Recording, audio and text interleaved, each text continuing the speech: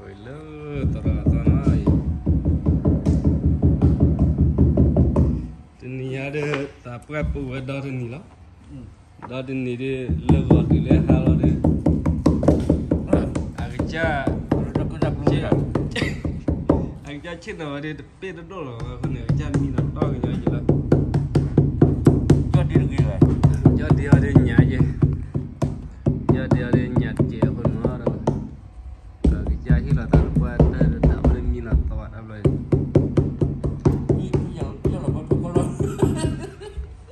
cái cha tao ở đây mi nó thành này là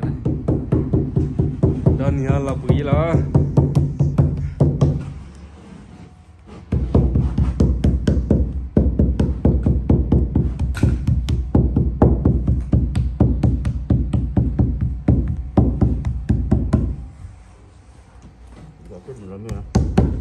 chẳng nào là tao quay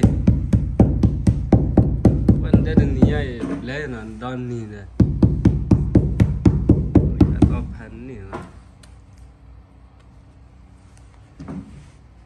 chắc tao vấn đề nè